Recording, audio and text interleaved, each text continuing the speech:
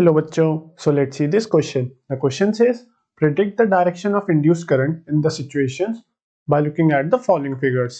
तो बच्चों हमें इस क्वेश्चन में डिफरेंट फिगर्स दी हैं और हमें प्रिडिक्ट करना है direction of the induced current in this situations. तो देखिए सबसे पहले हम देखेंगे पार्ट ए वाली फिगर को. तो देखिए इस पार्ट में पहले हम देखते हैं कि हमारा जो फॉर्मूला होता है of the EMF generated due to the change in flux, rate of change of flux, तो वो हमारा क्या होता है. तो देखिए हमारा जो ईएमएफ जनरेटेड होता है due to rate of change of flux that is equal to minus d phi over d t, where बच्चों हमारा यहाँ पे d phi over d t होता है, d phi over d t हमारा होता है rate of change of flux और ई हमारे यहाँ पे ईएमएफ होगा.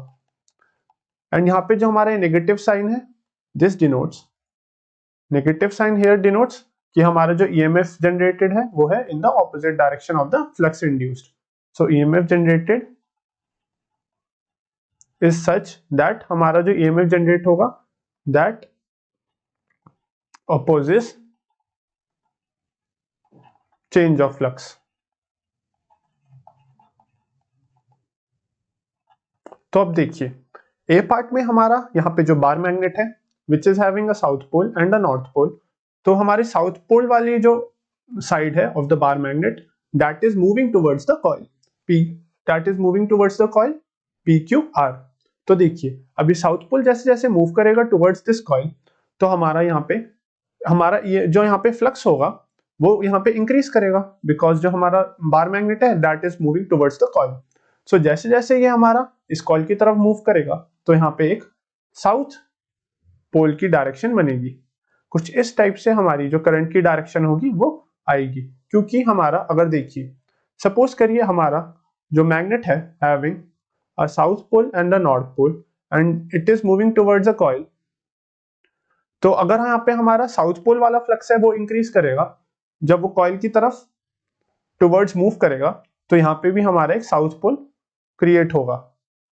एंड अगर हमारा एक बार मैग्नेट है जिसमें साउथ एंड नॉर्थ पोल है बट दिस टाइम हमारा नॉर्थ पोल वाली साइड मूव कर रही है टुवर्ड्स द कॉइल, तो ये यहाँ पे फ्लक्स को रोकने के लिए जो यहाँ पे फ्लक्स इंक्रीज हो रहा होगा थ्रू दिस कॉइल वो हमारा करंट जनरेट करेगा इन द नॉर्थ डायरेक्शन और the direction will be something like this.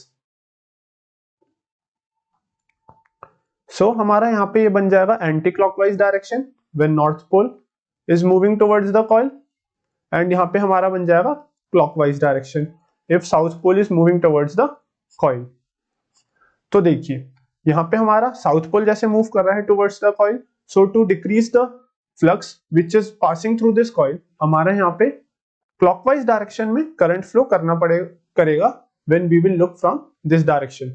सो जो क्लॉकवाइज डायरेक्शन में करंट फ्लो होगा ड्यू टू दिस हमारा जो करंट की डायरेक्शन होगी वो होगी Q R P. So in the A part direction of current हमारी हो जाएगी Q R P, Q R P हमारी डायरेक्शन कुछ इस टाइप की होगी. इन द बी पार्ट अगर हम देखें बी पार्ट में हमारा जो मैग्नेटिक बार है, बार मैग्नेट है वो मूव कर रहा है towards this coil 1 and this bar magnet is moving away from this coil 2. तो देखिए अब हमारा बार मैग्नेट जैसा मूव कर रहा है इस कॉइल के, मतलब इस कॉइल के पास मूव कर रहा है हमारा बार मैग्नेट, तो यहाँ पे हमारा जो बार मैग्नेट की वजह से मैग्नेटिक फ्लक्स इंक्रीज होगा इस कॉइल में, उसको जो इंड्यूस्ड करंट होगा वो डिक्रीज करना चाहेगा. सो हमारा यहाँ पे जो करंट आएगा वो आएगा क्लॉकवाइज डायरेक्शन में, तो current will be something like this. So current हमारा इस वाली कॉइल 1 में आएगा इन द क्लॉकवाइज डायरेक्शन. एंड अगर हम इस वाले कॉइल को देखें तो इस कॉइल से हमारा ये बार मैग्नेट अवे मूव कर रहा है, तो यह वाले कॉइल में हमारा जो इंड्यूस्ड करंट है वो ये चाहेगा कि जो हमारा मैग्नेटिक फ्लक्स है वो इंक्रीज हो, वो डिक्रीज ना हो, क्योंकि हमारा बार मैग्नेट अवे मूव कर रहा है. So to counter the effect of this moving bar magnet ये हमारा इन द साउथ डायरेक्शन में again this will also be in the clockwise direction, हमारा ये भी एक क्लॉकवाइज डायरेक्शन में मूव करेगा जो इंड्यूस्ड करंट होगा, क्योंकि ये यहाँ पे जब induced current in the clockwise direction में मूव करेगा तो ये मैग्नेटिक फील्ड कुछ ऐसे ये मैग्नेटिक फील्ड जो बनाएगा वो बनाएगा that will be act as in south pole. So south pole की तरह अगर हमारा मैग्नेटिक फील्ड एक्ट करेगा ऑन दिस कॉइल, तो वो अट्रैक्ट करेगा इस नॉर्थ पोल को, जिससे कि उससे पास होने वाला फ्लक्स वापस इंक्रीज होने लगे, ना कि डिक्रीज। सो डिक्रीजिंग फ्लक्स को वो इंक्रीज करना चाहेगा। तो यहाँ पे भी क्लॉकवाइज डायरेक्शन में करंट फ्लो करेगा, यहाँ पे भी क्लॉकवाइज डायरेक्शन में। एंड अगर यहाँ पे अब ये हमारा क्लॉकवाइज डायरेक्शन में करंट मूव कर रहा है, हेंस ये हमारा जो करंट की डायरेक्शन होगी in this coil one, that will B from P to Q. So this will be P, R, then Q, and then again P. So the direction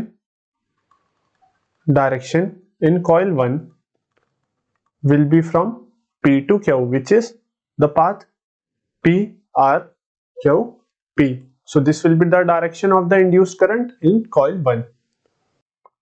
तो इसके सी पार्ट में बच्चों ये कहता है कि जैसे ही हम यहाँ पे की टैप करेंगे तो हमारा यहाँ पे करंट इंड्यूस्ड होगा थ्रू द कॉइल।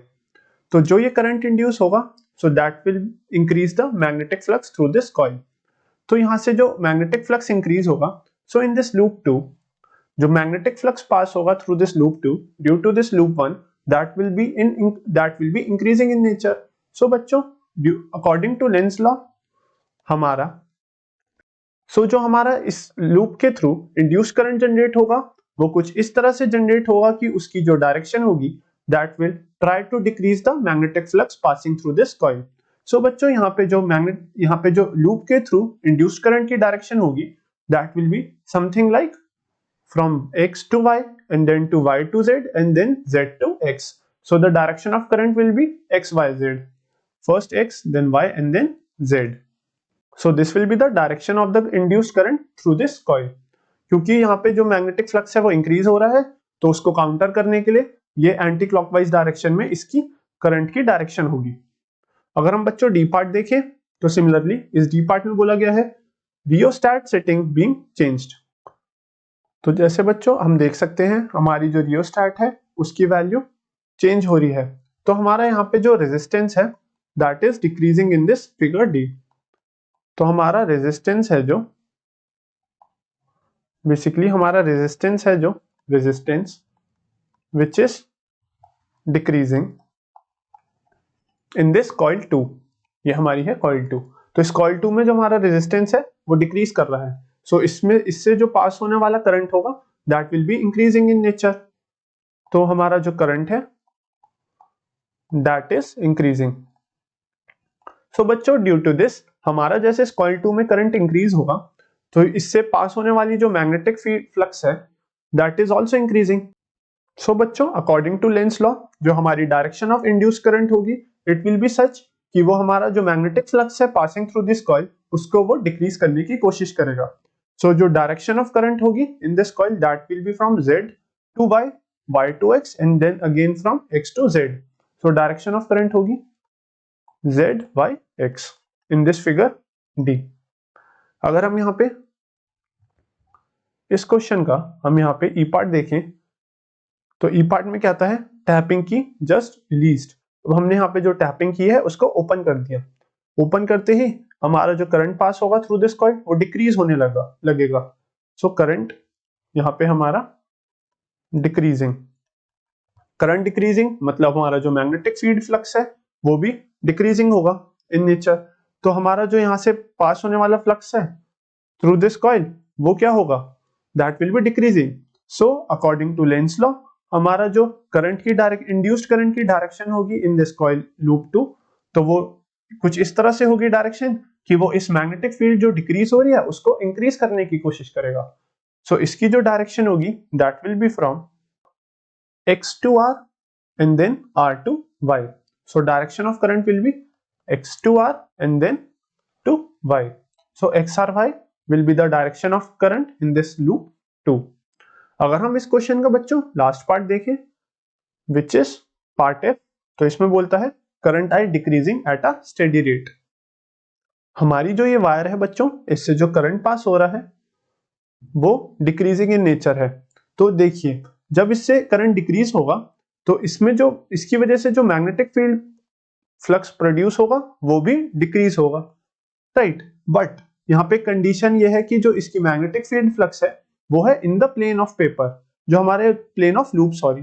तो यहाँ पे जो लूप है इसी के प्लेन में हमारी जो मैग्नेटिक फील्ड है ड्यू टू दिस वायर वो प्रेजेंट है। सो बच्चों यहाँ से जो इस लूप से कोई भी मैग्नेटिक फील्ड फ्लक्स पास नहीं होगा, क्योंकि जो मैग्नेटिक फील्ड है वो बेसिकली इसी प्लेन ऑफ लूप में है। तो जैसा कि यहाँ पे कोई चेंज इन मैग्नेटिक फ्लक्स नहीं हो रहा when current I is decreasing from this wire, so हमारा जो यहाँ पे इंड्यूस्ड करंट है in this loop, there will be no change in the induced current of this coil. So no induced current will produced, no induced current produced in this F part। इस loop से हमारा कोई induced current pass नहीं होगा through this loop, because जो magnetic field है वो plane of loop में ही है, hence no change in the current induced current produced। So I hope बच्चों you understand this question well and best of luck।